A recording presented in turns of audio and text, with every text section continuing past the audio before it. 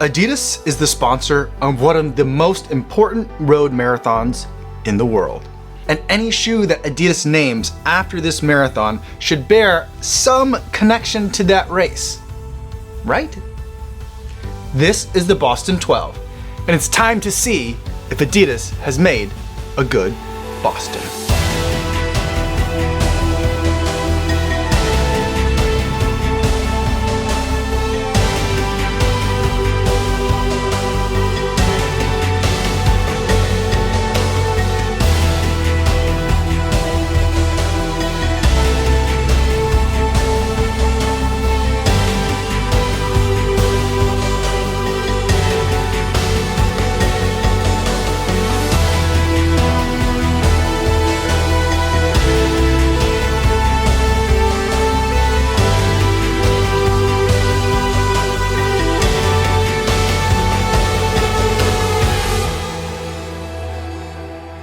Yo, what's going on everybody? My name is Kofuzi and I'm a non-elite runner who reviews shoes here on YouTube. And today I want to talk to you guys about the Adidas Boston 12. I know a lot of you guys have been waiting for this review and I hope I can deliver. But before I do want to go over some disclosures.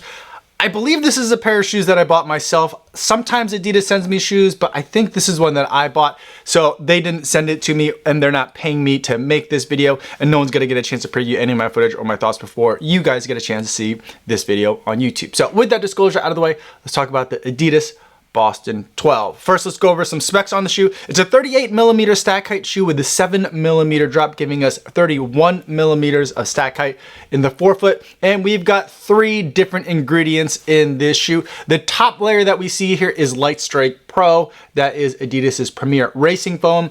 On the bottom layer, we have a regular Light Strike, which is an EVA-based foam that you see in some of their other daily trainers. And sandwiched between those 2 layers, you can see in the little cutout here, are energy rods. On the bottom of the shoe, protecting all of that goodness, is Continental rubber. Up top, we have a mesh that we've seen across a lot of the Adidas running line. It's a very strong mesh, very breathable, but not like the softest, stretchy of materials.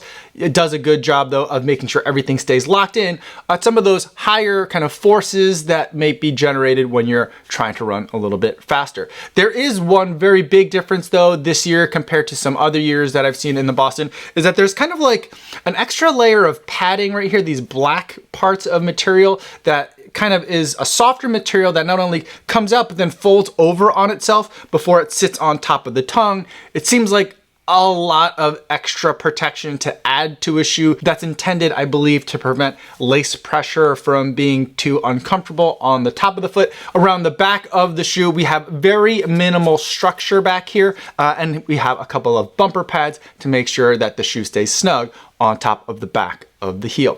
Altogether, this shoe comes in at a heavy weight, 9.7 ounces or 275 grams, which overall isn't that heavy for a daily trainer, especially from Adidas. But to put it in context, last year's Prime X Strung, which is a 50mm stack height shoe with multiple layers of carbon in it and just a super gargantuan rule-breaking shoe, that came in at 9 ounces. So with those specs out of the way, let's talk about now what it was like to run in the shoe. And overall, I'm gonna say that it's better than the 10 and 11 have been, but I'm still just overall a little bit disappointed. I'm not saying it's a bad shoe. The Light Strike Pro is soft and squishy and provides a very pleasant landing experience, but I feel like the Light Strike, the regular EVA foam that's on that bottom layer, just makes overall the shoe feel a little bit too dense and a little bit heavy. The energy rods that are in this shoe don't really seem to be adding much, and if anything, I think that they're probably taking away a lot from the otherwise like responsiveness that you can get from Light Strike Pro. They're using the energy rods to stabilize the shoe and prevent it from feeling too squirrely or squishy underfoot. I really wish that they would have tuned the shoe a little bit differently to make it a little bit more exciting. I really wish that the shoe had a lot more top end to it, that I could take it for faster workouts, but I feel like most people are gonna gravitate towards this shoe for easy running, or maybe like slightly faster than easy pace running. And I also feel like my bigger, taller friends are especially going to like it at that daily training kind of effort and pace. I think it's gonna be a fantastic shoe for you guys. And so before I get into the comparisons and the buying guide for the shoe, I do wanna kind of like step back for a second and ask the question, like, what is a Boston? What does it mean for a shoe to be called a Boston? And I feel like, I don't think it necessarily has to be literal. Like, I don't think the shoe has to have the word Boston on it in big letters, or that it has to have Boston Marathon logos on it. Those things are nice. It doesn't have to have those things though. But I ultimately think that the Boston has to be a speed shoe, a shoe that you want to take for your workouts, the things that you're going to be doing when you want to hunker down and think about, these are the things that I want to do to prepare for that big race, for that Boston Marathon. And for a lot of people, the Boston used to be the race shoe that they wore back in the pre-carbon plate era, and even into that transitional period where some people were racing in carbon and a lot of people still weren't. A lot of people were training, doing their big workouts and racing in the Boston.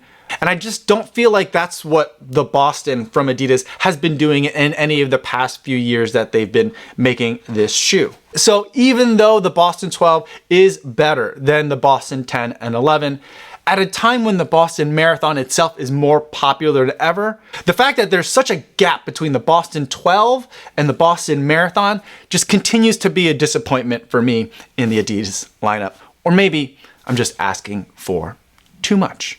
All right, now let's talk about some shoes that I think that you can pair it with if you like what the Boston 12 represents and what it delivers. Let's talk about some pairing options for you, and then we'll get into the buying guide.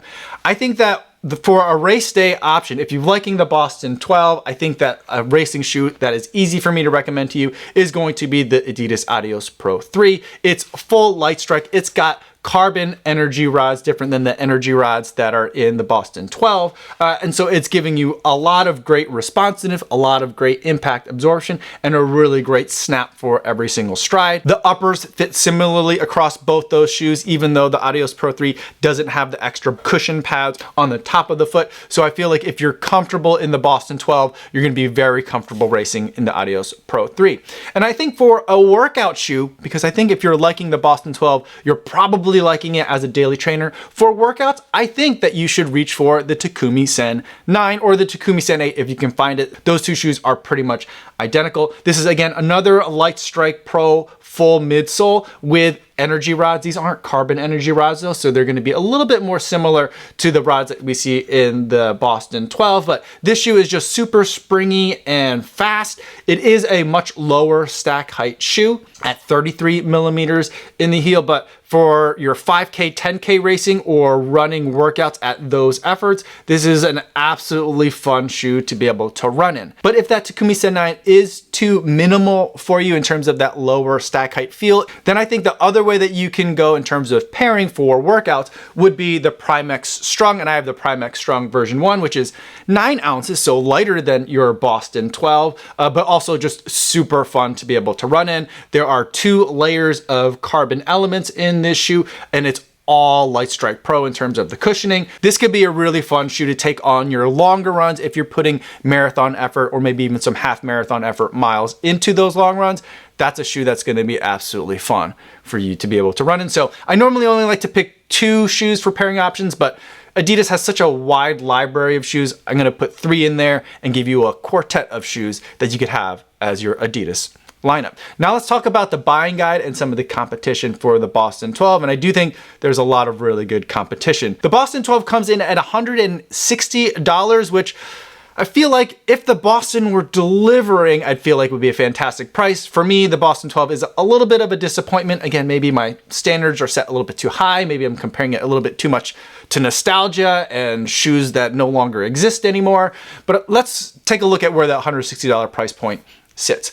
I think the best competition to the Boston 12, and really I think one of the best Bostons that's on the market today, is not from Adidas, it's from Puma, and that's the Deviate Nitro 2. Not the Elite, but the Nitro 2. The Puma Deviate Nitro 2 has Puma's Nitro Elite foam, their racing foam, and they have a carbon composite plate, so not a full carbon plate, but yet I find that this shoe is fantastic for daily training, but also really lovely for workouts, the kind of workouts that I'd want to do as I'm getting ready for any marathon, but also specifically the Boston Marathon. It's lightweight, it's fun, it's nimble to run in, and really it's the shoe that I feel like is in spirit the best Boston update that I've pretty much ever seen. So this one comes in at 160 bucks. It's one of my favorite shoes of the years, and I feel like $160 is a great price for the DV8 Nitro. So to me, that makes the Boston 12 a little bit overpriced, but I'm not going to be mad at it.